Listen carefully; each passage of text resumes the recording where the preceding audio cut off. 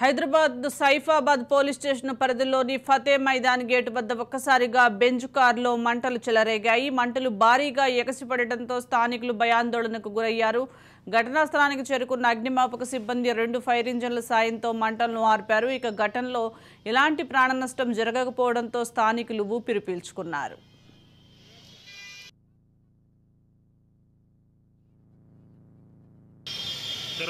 అన్నా